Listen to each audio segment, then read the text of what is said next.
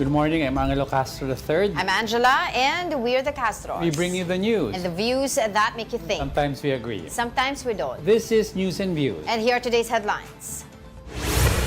Pre-trial proceedings continue at the Sandigan Bayan in the malversation case against former Senator Bong Revilla. A Senate panel is holding a hearing on the escalating Middle East conflict and its potential impact on global and local oil prices. Business groups are urging balanced approach on the proposed 4-day work week, which may affect industries with continuous operations. PICTAP's 27th Cable Congress showcased technology trends and efforts towards sustainable digital convergence.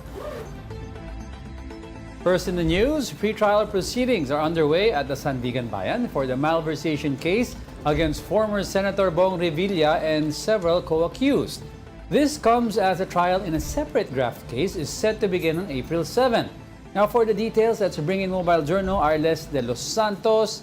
Arles, what is new on the proceedings? Angela at Diego, gumulo nga ngayong araw yung pre-trial kaugnay ng malversation case ni dating Senador Bong Revilla na hawak ng 3rd Division ng Sandigan Bayan, kung saan nga pasado alas 7 kanina ay dumating si Revilla at yung mga kapwa-akusado nito, no, na kung saan nga ito yung mga dating opisyal ng Bulacan 1st District Engineering Office na sina Bryce Hernandez, JP Mendoza, RJ Dumasig at Juanito Mendoza, pati yung mga babae na kapwa-akusado nito, no, mga nakapiit naman ito sa female dormitory ng Quezon City Jail, no. Yung naging sentro ng pre-trial ngayong araw, Diego, ay yung pagplansya nga, no, ng magiging bail hearing. Ito kasing kasong malversation ay non-bailable, no. Kumpara doon sa graft case ni Revilla kung saan nagpiyansa na siya ng 90,000, itong malversation case ay non-bailable. Kaya naghain siya ng petisyon kasama yung iba pa mga kapwa-akusado, no, para nga pansamantalang makalaya. Pero mahalagang pag-usapan dito, Diego at Angela, no, kung ano nga ba yung magiging proseso na magiging bail hearing dito, na kung saan ayun nga yung inilatag ng 3rd Division ng Sandigan Bayan kanina, kung saan magkakaroon ng 30-day completion rule. Nais silang itong mapabilis dahil ayon sa mga husgado ay misappropriation of funds ito, no, at reclusion perpetua ang pwede maging parusa sa kanila, kung saan sa bail hearing hindi nila kikilalanin na yung merits, no, parang hindi nila itetest yung pinaka-validity nito, but at least yung mga ebidensya at yung mga testigo ay kailangang humarap at sumailalim sa cross-examination, no, para lamang timbangin ng husgado kung malakas nga ba yung reklamo o yung kaso na inihain ng prosekusyon at meron nga bang sapat na basehan para magpatuloy ito. So syempre, 2 scenarios. Kung malakas ang magiging mga ebidensya dito ay pwedeng pansamantala na makalaya si Revilla at yung kapwa mga akusado nito. At kung hindi naman, syempre mananatili nga ito. Kung malakas, mananatili sila Revilla, and then kung mahina naman, yung ebidensya ay mananatili itong si Revilla, no, doon nga sa loob mismo ng piitan. So just 2 scenarios, kung malakas o hindi, no, and kailangan yan 30 days lamang, no, yung goal nila dyan. And yung graft case is April 7, yung kanilang main trial, ito naman ay April 6 mangyayari. This juncture, please allow me. Yung listahan ng mga witnesses na kanilang ipepresenta sa pagsisimula ng bail hearing. Yes, Arles, sabi ng Ombudsman, they will present 56 witnesses, prosecution witnesses. Is that going to be today? And also, dun sa kabila naman, sa panig nila Revilla, they will be presenting 14 witnesses today. Ito ba ay allowed na pangalanan, itong mga witnesses na ito? Angela, as far as we know, yung 56 witnesses ng Ombudsman, no, that will be for the April 7 na trial mismo, no? And then yung 14 naman, yung sa defense, sila Revilla yan, no? Parang kaparehas yung number dito nga sa malversation case. Pero pinangalanan nila ng prosekusyon kung sino-sino nga ba ito, at nauuna sa listahan si dating DPWH Undersecretary Roberto Bernardo, gayon din si Engineer Alcantara, si Sally Santos na may-ari ng Sims Construction, at yung ilan ngang mga records administrator at accounts officer na DPWH na nag-asikaso daw para nga ma-disperse yung pera para sa proyekto na later on ay natuklasan nga na Ghost Flood Control Project umano. And then yung NBI nakasama sa mga complainant nito, no, nais nila doon sa NBI na kumpirmahin ng mga representative nito, no, na nakita talaga yung kawalan o yung absence ng project na ito. At syempre, no, yung leeway or yung process kung paano na-release yung pera. Gayon din yung ilang mga bank representatives, LGU officials to testify about the statement of the project, and yung DBM para naman sa NEP, no, and yung ilang empleyado ng Sims Construction at si Engineer Opulencia. Pero Angela at Diego, medyo nagisa ng hukom dito sa 3rd Division ng Sandigan Bayan yung prosekusyon. Dahil ayon sa kanila ay binigyan na sila ng pagkakataon para magkaroon ng listahan at plano kung kailan at sino-sino nga ba yung haharap sa bawat araw ng bail hearing nito na tatakbo mula April 6 hanggang April 24. No? Ang goal kasi in total just for the bail hearing, Angela, no, 20 witnesses yung ihaharap agad ng prosekusyon. So medyo marami daw ayon sa isang hukom at hindi daw ito yung kadalasan na number ng mga inihaharap ng prosekusyon. No? Usually 10 ay marami na, so yung 20 it's too much, pero hindi naman nila hahayaan, no, na parang kontrolin yung bilang ng witnesses at ebidensya na ihaharap nga ng prosekusyon sa bail hearing. Pero kung maaari daw, pwede itong bawasan pero wag na sanang dagdagan. At grinant naman ng 3rd Division yung panawagan nga ng prosekusyon kung pwede silang magkaroon ng time extension. Dahil kailangan daw nila makipag-coordinate muna sa mga ahensya ng pamahalaan, sa mga personalidad na ito, kung wala nga bang tatamaan ng mga schedule sa nakatakdang bail hearing na inilatag ng Sandigan Bayan. All right, thank you for that. Mobile Journal Artes de los Santos reporting live from the Sandigan Bayan. Now, the Senate Committee on Foreign Relations, chaired by Senator Erwin Tulfo, is holding a hearing to tackle the escalating Middle East crisis and its impact on oil prices. Let's watch this. And Engineer George Herbert Manuel from the Investigation and Enforcement Division for Distribution Utilities. From the Bureau of Internal Revenue, we have Attorney Edgar Alan Reyes, Legal and Legislative Division. That's all for now, Mr. Chair. Thank you. Thank you, Committee Secretary. We'd like also to acknowledge the presence of Senator Dante Marcoleta, our Deputy Minority Leader. We will begin this hearing by, go ahead. Mr. Chairman, yes, just a clarification. As a rule, when we call on, when we conduct public hearings on matters of, well, national interest and emergency, the head of agency should be here.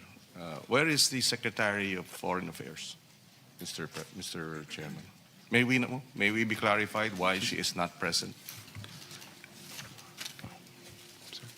Yes, go ahead, Asek Tago. We do not wish to think that this matter is not important to the Secretary. So let's place this on record. Why is she not here as we conduct this hearing? Thank you. Mr. Chair, the Secretary of Foreign Affairs is in New York currently. She's in New York, sir, For what? for the UN Security Council campaign, sir. Okay, so she is there representing the country Yes, sir. on the matter of the current crisis in the Middle East. Yeah, for the UN Security campaign, sir. What UN security campaign? Our candidature for the UN Security campaign. So it has nothing to do with the current crisis. There are bilateral meetings as well, sir. Yes, can you give us can you elaborate so that we understand why she's not here? Okay, can you explain why she's not here, please, on record?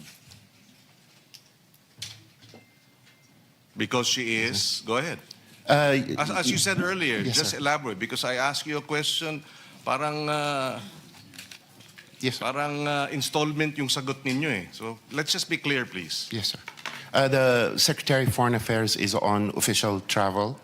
She is in New York right now at the to continue the campaign for the UN Security Council candidature.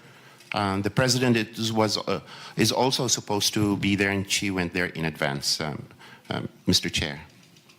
Okay, thank you. Thank you. Just for the record, Mr. President. Yeah, before I forget, Secretary Lazaro also informed me yesterday that she'll be the advance party of the president who will be visiting the U.S., I believe, on March 7. Okay, thank you. Thank you for that clarification, Mr. Chairman, and Assistant Secretary Tago and Assistant Secretary Usudan, sir. Usudan, sir.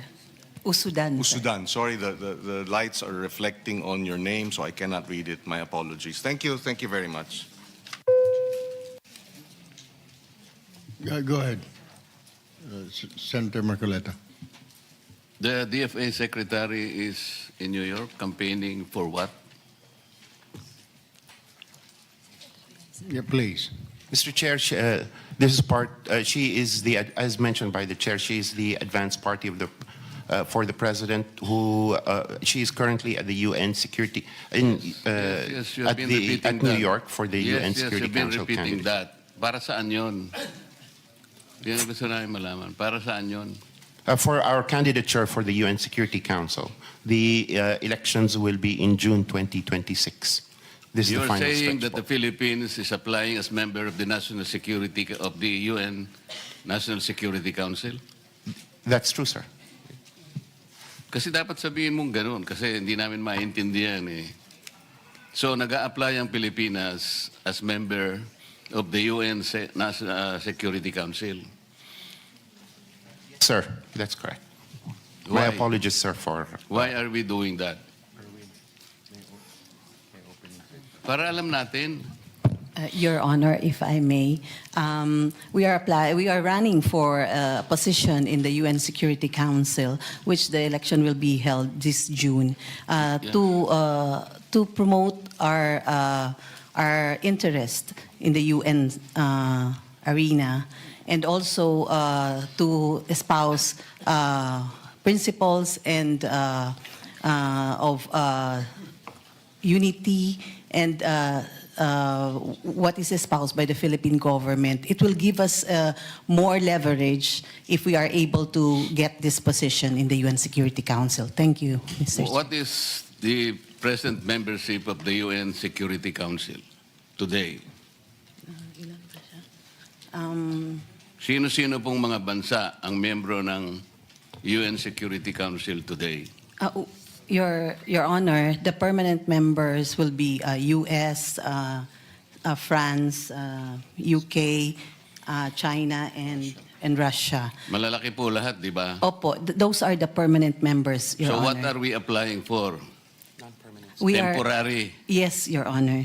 This will run for 2 years, Your Honor. Ano po ang mapapala natin doon kung mag-apply tayong temporary? Pakikinggan kaya tayo? Ang lalaking mga bansa yun. They are permanent members of the Security Council of the United Nations. Your Honor, being a non-permanent member of the UNSC, we will have better position to espouse our interests, most especially our position in the West Philippine Sea and in other areas. All right, Senator Marcoleta, if I may carry in. Our membership to the UNSC is an equally important matter, though. So, with the permission of everyone, please allow us to proceed on our hearing, Senator Marcoleta, and probably we can handle this in a different time or venue. Thank you. So that we can start and begin. We'll begin with my opening statement, followed by the other senators present, and they'll be giving their opening statements in the matter of their arrival. I would also like to acknowledge the presence of Senator Sherwin Gatchalian. Thank you for joining us, Senator.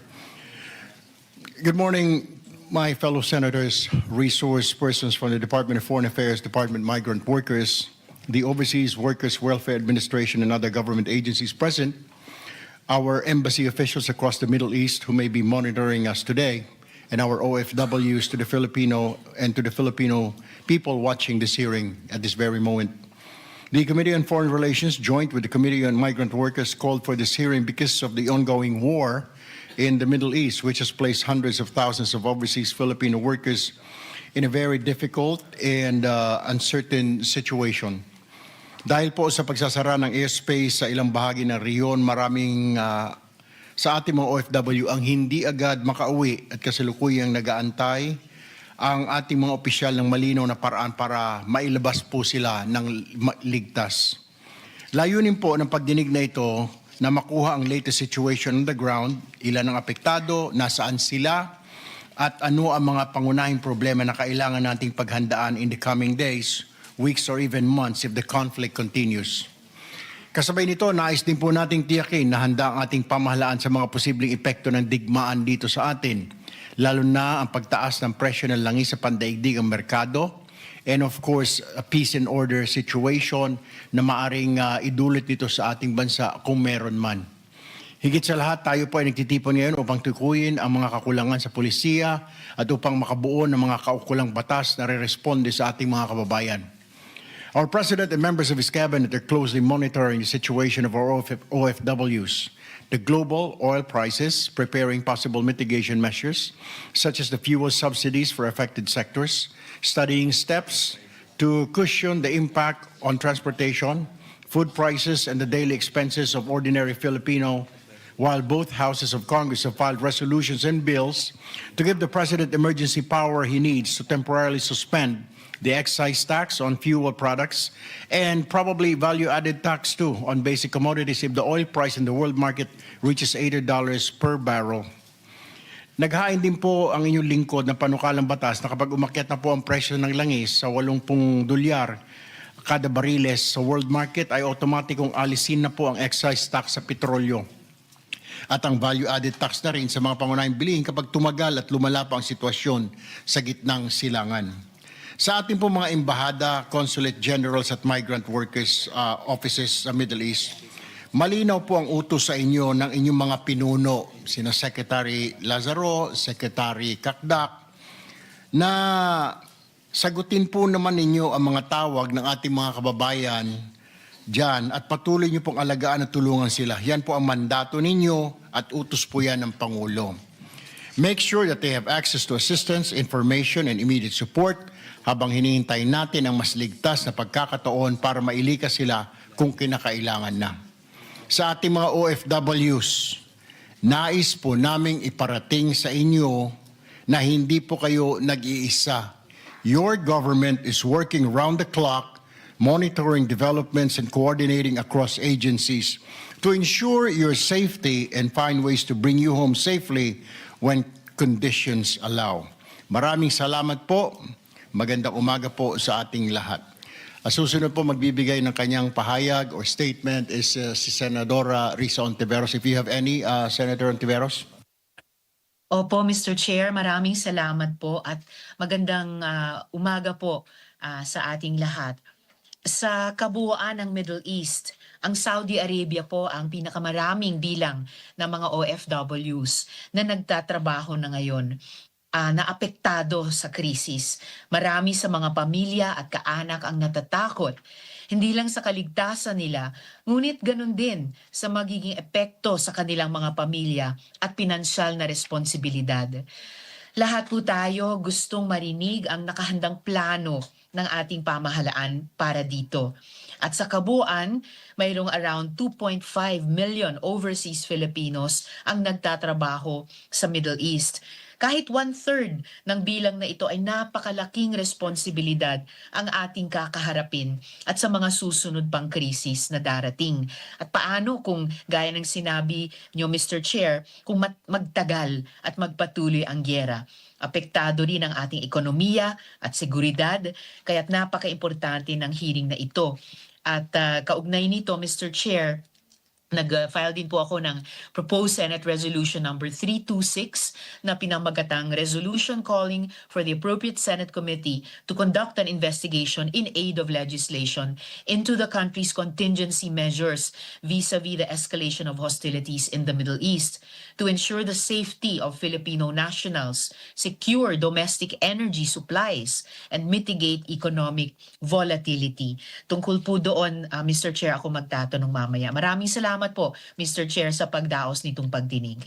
Maraming salamat din po, Senador Ontiveros. Sa susunod po na magbibigay ng kanyang pahayag, opening statement is Senator Kiko Pangilinan. Maraming salamat, Mr. Chairman. Magandang umaga po sa kanilang lahat. Wala pong may gusto ng gera. No one wants war. Yet many of our kababayans are anxious, especially the families of our overseas Filipino workers. At syempre yung dalamhati ng ating mga kababayan, lalo na't meron na ang pinsala at namatay dito sa gera sa Middle East. Tayo'y nakikiramay sa mga nasawi o sa nasawi dito sa gera sa Middle East. Marami ang nababahala ngayon, lalo na ang mga pamilya ng ating mga OFWs, overseas contract workers. Marami ang mga kwentong sumasalamin sa tinatayang 2.5 million na mga Pilipinong maaring maapektuhan ng kaguluhan sa gitnang silangan. Mga kwentong puno ng pangamba, paghihintay at pag-asa ng mga pamilya na ang tanging hangad ay ang kaligtasan at pag-uwi ng ligtas ng kanilang mga mahal sa buhay. Pero sabi nga, hinga lang tayo ng malalim. Kaya tayo naghihiring ngayon dahil naniniwala tayo sa sama-samang pagkilos sa bayanihan, malalagpasan din natin ito. May mga bagay na wala sa ating kontrol. Maaring tayo'y manawagan, makiusap, maghikayat na itigil ang putukan. Dahil alam nating lahat, walang panalo sa gera. Lahat talo. Sa resolusyong ito, inilalagay natin ang mga resolusyong hinahain. Inilalagay natin ang tao sa sentro. People, not geopolitics, not power plays, kundi buhay ng mga ordinaryong kababayan natin.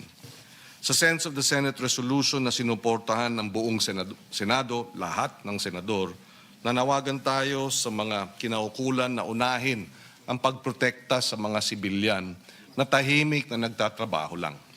We called on the appropriate agencies, DMW, DFA, OWA, to intensify travel advisories, map where every Filipino in affected areas is located, update evacuation plans, shelters, and repatriation corridors, and coordinate with host governments amid airspace disruptions. Tiwala tayo na kakayanan at base sa kakayanan at sa karanasan ni Secretary Hans Kakdak at Secretary Therese Lazaro, mga veterano na sa repatriation noong pandemya at iba pang mga krisis. Sa hearing na ito, hinihiling natin na tayo ay maliwanagan sa mga hakbang na ginagawa at gagawin nang may paabot din sa mas maraming kababayan natin. Dahil inaangkat natin ang halos lahat ng gamit nating petrolyo, dahil ginagamit natin sa kusina, sa bukid, sa bangka, sa tricycle, sa jeep, sa pagsara ng Strait of Hormuz, halos tiyak yung pagtaas ng presyo ng petrolyo, ng krudo, ng pataba, ng pestisido.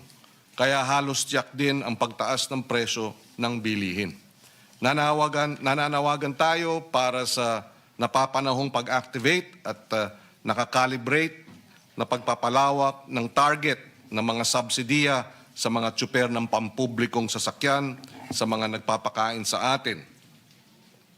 Ibig sabihin, pagdidirekta ng tulong sa mga jeepney, tricycle at delivery drivers at sa mga magsasaka at mangingisda, mga kinikilala nating essential workers. Tahasang hinimok ng Senado ang gobyerno na ikonsidera ang pansamantalang pagsusupindi o pagbabawas ng excise tax sa petrolyo, sa gasolina, ng may malinaw na mga parameters. Pagka binawasan o kaya sinuspindi ang excise tax, maaaring bumaba ng hanggang 6 na piso kada litro sa diesel at 10 piso kada litro sa gasolina. Malaking kabawasan ito sa mga kababayan nating hirap na sa gastusin. Iniugnay natin ang mga hakbang na ito sa mas malawak na tulong, nakatarget na suporta para sa mga exporter din na apektado ng mga pagkambala sa trade at logistics. At siyempre, gusto rin natin ang periodic reporting sa Senado para sa oversight. Bukas tayo sa maaring kailanganin pang pondo para sa mga nasabing gawain. Hindi tiyak ang bukas, pero sa awa ng Diyos at sa sama-sama nating pagtutulungan, sa sama-sama nating boses na pagtawag ng ceasefire at de-escalation, sa sama-sama nating pag-akay sa pinakamaliliit, malalagpasan din natin ang krisis na ito. Maraming salamat. Magandang umaga. Maraming salamat, Senator Pangilinan. Now we go to Senator Dante Marcoleta. Mr. Chair, following the events of February 28, 2026, when the United States and Israel have conducted joint military strikes against Iran that resulted in the killing of Iran's supreme leader, the region has rapidly descended into a period of grave turmoil and uncertainty. Iran's retaliatory drone and missile attacks against Israel and against Middle Eastern states hosting U.S. military bases have further intensified tensions and raised the specter of a broader regional conflict. While these events unfold thousands of kilometers away from our shores, their implications are deeply felt by our nation.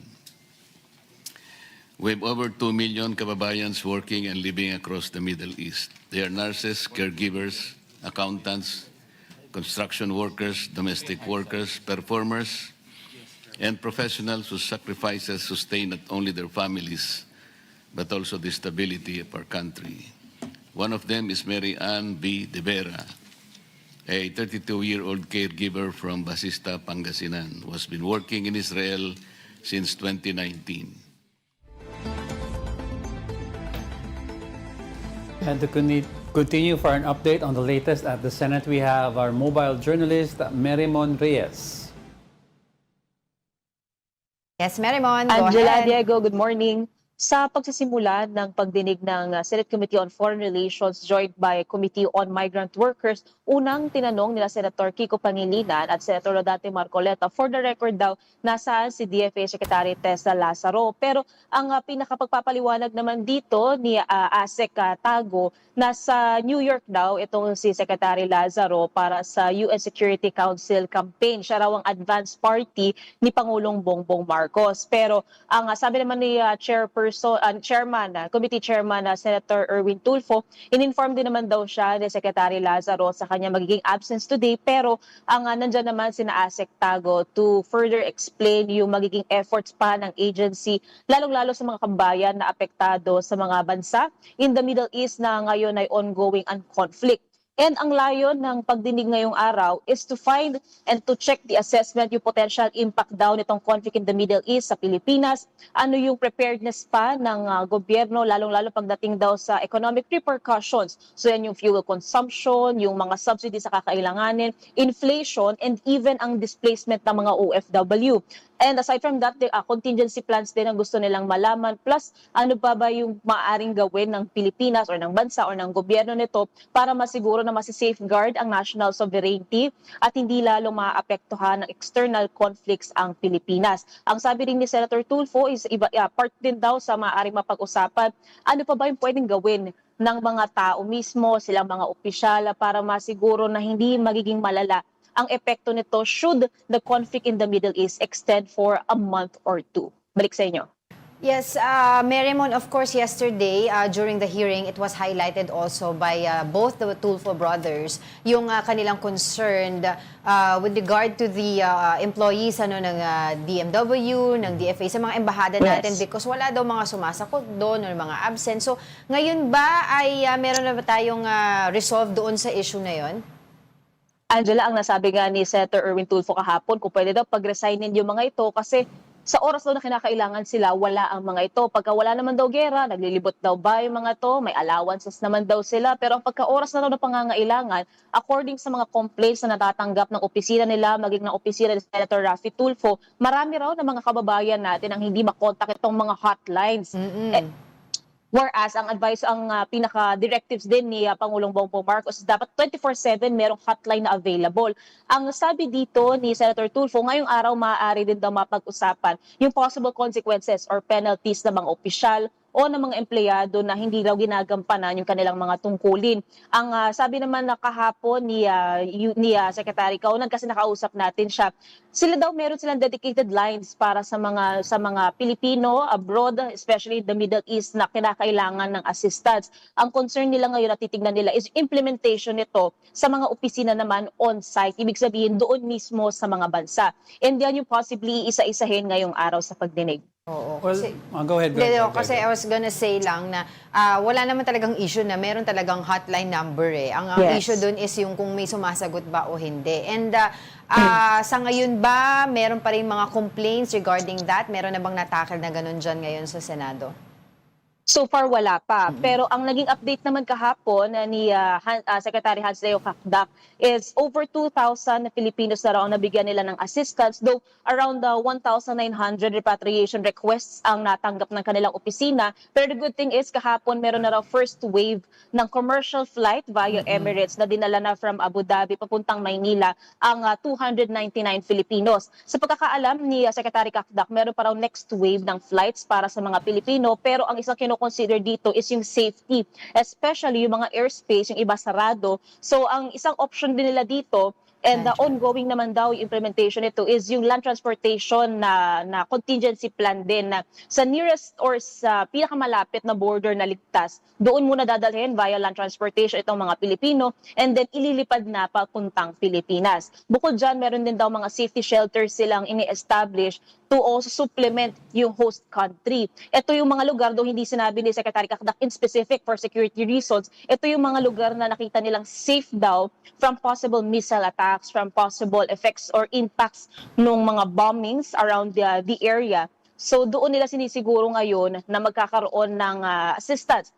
Yung basic necessities, food, water, even psychosocial assistance, and even mga financial assistance, lahat naman daw yun hands-on ang mga ahensya. Merimon, si PBBM kasi said he is not convinced on the full safety yet of air travel and even land travel, no, both. Pero as of now, ano ba ang official exit point for those who want to be repatriated? You mentioned Abu Dhabi, no? Ang nakita kasi, ang parang in-announce ng US Air Force saka ng mga ibang airline, Israeli Air Force, yung mga commercial liners na lumalabas from Abu Dhabi and other areas, may escort kasi sila, pero very limited daw ang pag-escort ng fighter jets sa commercial liners. Moving forward ba, ano ang mga option natin with regards to exit points? Well, pagdating kasi dyan, ang sinabi ni Secretary Kakdak, ang kinoconsider talaga nila yung safety and yung openness ng mga airspace. Kaya hindi natin masyadong narinig kahapon yung pinupunto nilang magiging exit points, especially dun din, for example, sa land transportation na option nga, basta sinasabi nila the safest na or nearest border na maaari ilipat muna dun yung mga Pilipino, tsaka din nila titignan ngayon yung flight na maaari silang dalhin pabalik ng Pilipinas. Kahapon, ang sinabi naman kasing alert ni Secretary Kakdak, so far, sa na-monitor natin kahapon, ang Iran alert level 2, ang Iraq alert level 3, ang Kurdistan alert level 2, State of Israel alert level 2, Jordan alert level 1, Lebanon alert level 3, ang Gaza 4, ang West Bank 2, ang Syria 4, and ang Yemen 4. So yan yung kinoconsider din nila yung gravity ng epekto nga nitong ongoing conflict and how they'll be strategizing kung paano dadalhin via land transportation and then ililipad pabalik ng Pilipinas itong mga magre-request for repatriation. Pero ang sabi din dito Secretary Kakdak, kasi nga ang naging question din ng committee kahapon, paano raw makadidictate yung alert level? Sino raw ba ang nagsasabi nito? Anong assessment daw ba ang ginagawa? Sabi naman ni Secretary Kakdak, base sa magiging assessment nila or makikita nila whether or not mababa raw o mataas yung alert level, maghanda raw sila na magbigay ng assistance na kakailangan, especially on repatriation. Kailan gagamitin ng AFP? Kasi they mentioned na naka-ready daw yung mga ibang airliners ng AFP just in case kailangan na manundo sa Middle East area. Actually, Diego, nandito may representatives from the AFP, may representatives from the PNP, and then yung sinabi ni Senator Tulfo na yung iba pa raw na maaaring magawa ng interagency, via interagency cooperations, yun daw ang matatalakay sa araw na ito. So maaari within the day, isa yan sa mapag-uusapan. Alright, maraming salamat sa iyong oras, mobile journalist Merimon Reyes reporting live from the Senate. We'll be back with more stories after the break. Keep it here on One News.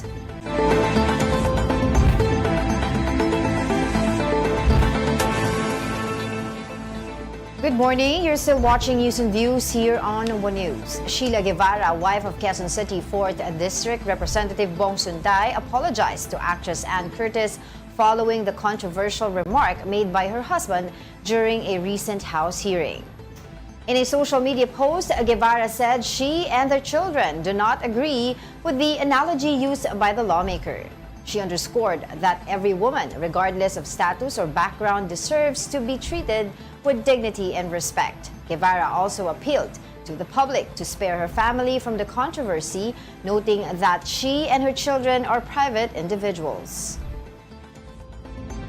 Government agencies are urging drivers to ready their fuel cards as officials monitor global oil markets in response to the ongoing Middle East conflict. Mobile journalist Evan Tarinque has the report.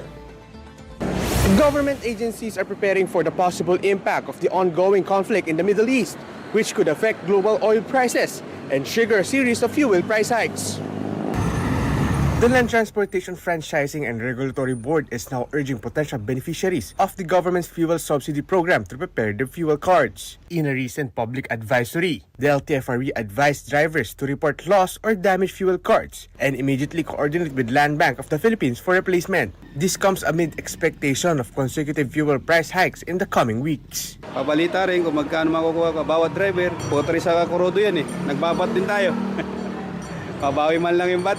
The government has also started coordinating with oil companies to plan possible responses to the price movements. One option being studied is a staggered increase in petroleum prices. However, the Department of Energy says it will first monitor global market movement until the weekend before announcing the timing and size of any price adjustment. The government will pitch in, the oil companies as an industry should also help, and of course the consumer are reducing on the consumption and conservation with this critical situation that we're in. Meanwhile, a motoring expert says the impact of the conflict may not be limited to gas-powered vehicles. Electric vehicles could also feel the effects. While the impact may not be immediate for EV owners, costs could eventually rise in the long run through electricity used for charging. There's no such thing as perfect solution. For as long as electricity is generated by crude oil, there's no such thing as tipid. Eventually yan, babalik din sa yan, kakalawitin ka rin yan. Kapatid Mobile Journal Ivan Tarinque, we are One News. Malacanang says President Bongbong Marcos may study a proposal to implement a 4-day work week as part of efforts to save energy amid tensions in the Middle East. Palace Press Officer Claire Castro says the president could consider the suggestion, especially if the conflict continues to escalate and drives higher oil prices. The proposal was earlier raised by Senator Sherwin Gatchalian. The Philippine Chamber of Commerce and Industry, for its part, is urging the government to adopt a balanced and evidence-based approach, warning that a mandatory 4-day work week could affect industries that require continuous operations, such as manufacturing. Now let's get insights from Michael Ricafort, Chief Economist of RCBC. Good morning, Michael. Thank you for joining us. Hi, Michael. Hello, good morning to everyone, and nice to be back. All right, there's this discussion of a possible 4-day work week, no? Ano ba ang ano nito, pros and cons nito? Because I'm sure there are benefits also, but there are also downsides to this. Yeah, true, Angela and Angela, no? So,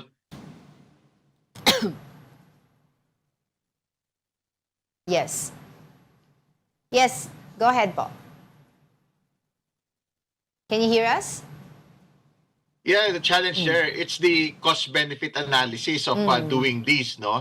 Kasi, of course, it's there's a saving in, yes, I can hear you. So it's really it's really the savings on oil on one hand, and also the savings on of course there would be foregone productivity in the workplaces.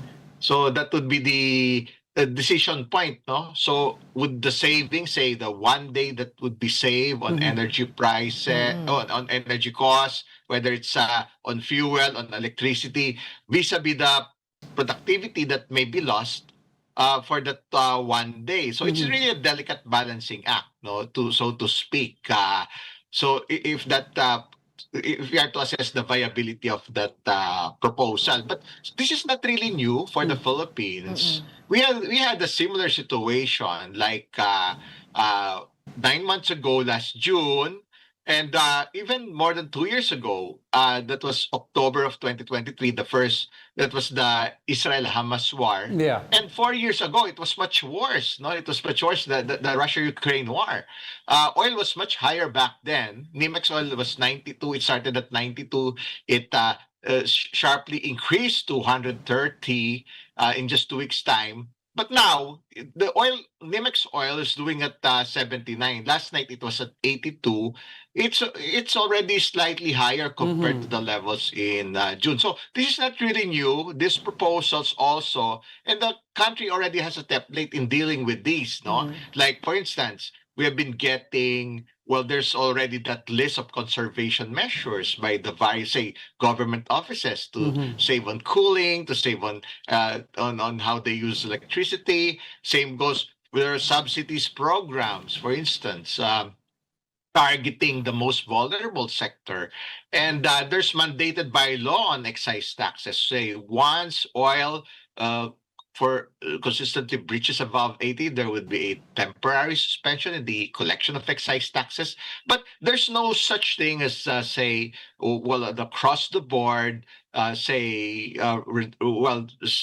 suspension on those on those taxes and similar taxes. But the thing is, the approach is rather targeted. On, for instance, even before the pandemic, whenever we have situation like these, no, there's a targeted subsidies, say, for the transport sector, and also for the fisher folk, because fishing vessels, bangka, and the bigger shipping vessels, especially the smaller ones, they consume a lot of, in their cost structure, oil, the crude, or to power the bangkas and the fishing vessels account for a large part of their costs, and also for farmers, because, of course, there's a need to transport the produce, Right. no?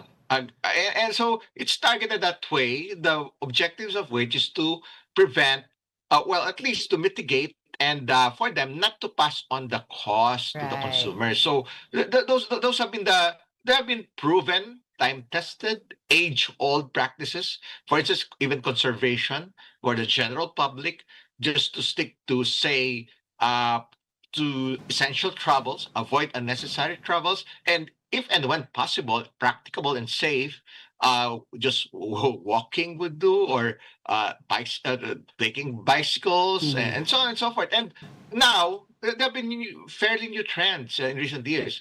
The use of, now electric vehicles, they don't have headaches. Those who own electric vehicles, they don't have to queue up. That's the least of their problems now, to gas up. While the rest of the general public, this has been the template. Whenever world oil prices go up, and it's becoming imminent for local diesel and gasoline prices to go up, they're now queuing at the gasoline stations. Michael, And so, yeah, go ahead. Yeah, Michael, I was wondering, it's good that you mentioned yung targeted solution, because I was wondering, is this even realistic, itong 4-day work week, in an economy where many workers are in retail, transportation, and informal setup? Yeah, true, Angela. Yeah, that's the viability of that. Actually, that has been up there, being proposed, say, for a few years already. No, and it re-emerges when during situations such as these, whenever there's, say, either a looming or an actual spike in local fuel pump prices, and so yeah, true, because. Yeah, you have to weigh if there's a foregone cost in terms of productivity by some sectors. It may not really apply to a lot of sectors, especially those on the in the physical establishments, stores, offices, and that require face-to-face dealings, and this may be applied maybe selectively, even during the lockdowns, during the pandemic.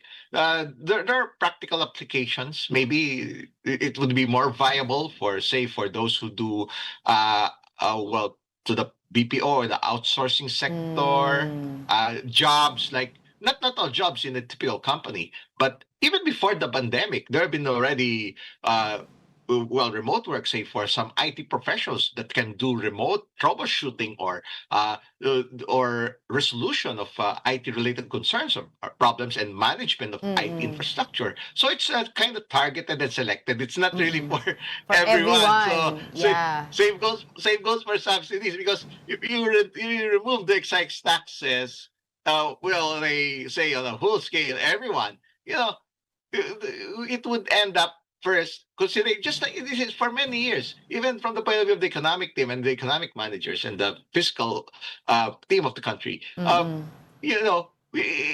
Before they say suspend taxes on certain products, like for instance energy products, first key question: who pays for? Which group?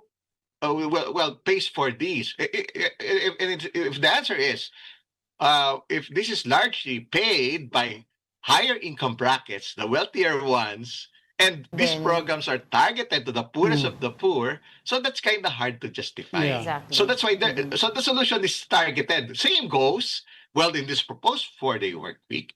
It's better if it's targeted to certain sectors whenever it's that are practicable. applicable. It's not really for, Oo. it's not really, it's hard to implement something that's across the board. True, because it's going to hurt, some sectors they would feel that, no?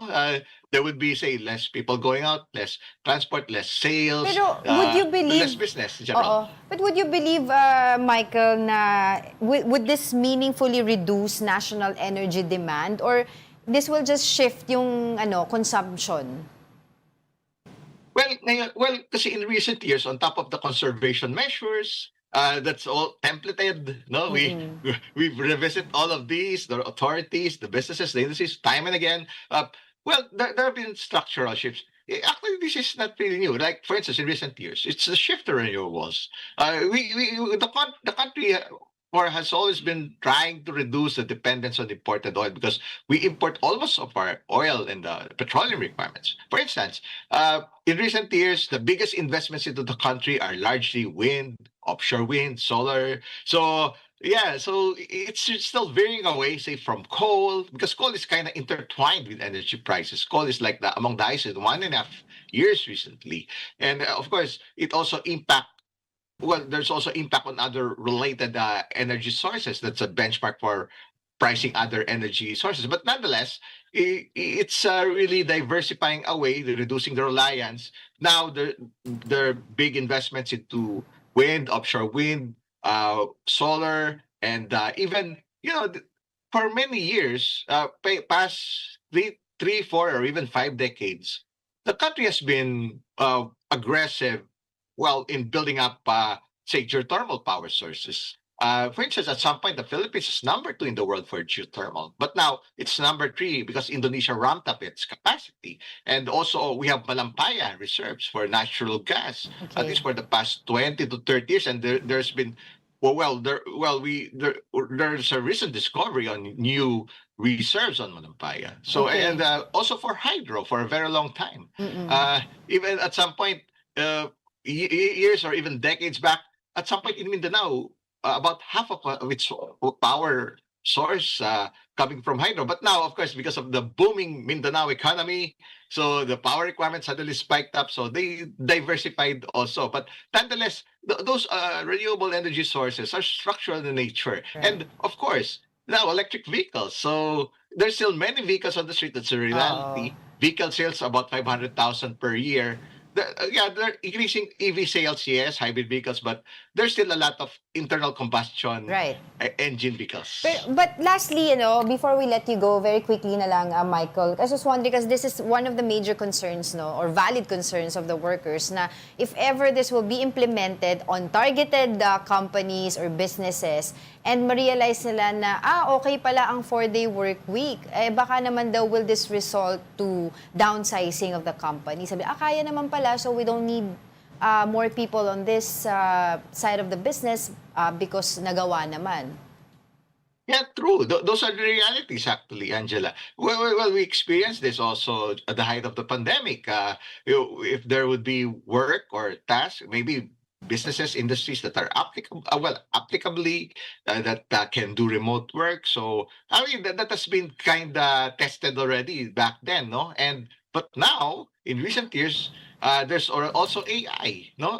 Well, depending on how fast it would be deployed, the use of AI to say kind of re-engineer how things are done. True. There's always that risk of rationalizing and downsizing. And well, the best case we've seen that since 2020 and since the height of the lockdowns when there were restrictions on transport, on going out. So well, even at some point at the height of the pandemic, 90% of the PPO were work from home. It came to that point. But of course, there have been changes on laws like even create more, as some of the locators, the registered business enterprises, they're required to enable to avail of those perks under create to have say 50% workforce on site. So that's the only difference in recent years to take into account. Yeah. Anyway, sabi naman nila kapag work from home yung setup, hindi naman talaga magkakaroon ng decrease ng energy consumption. It will just shift the consumption because gagamitin mo rin yung kuryente doon sa bahay mo lang, not in the office itself. But napakahabang discussion ito. But of course, thank you so much for your time and insights. Michael Ricafort, Chief Economist of RCBC. Thank you for joining us and hope to see you again. Yeah, thank you so much, Angela, and your viewers. Always nice to be back. Good morning, everyone. Don't go away because we're not done yet. Please stay with us.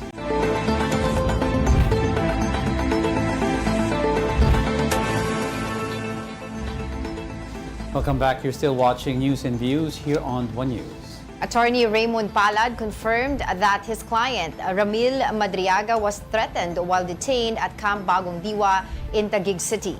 In an interview with Storycon, Palad said CCTV footage captured the incident and added that they will request a transfer of Madriaga's detention.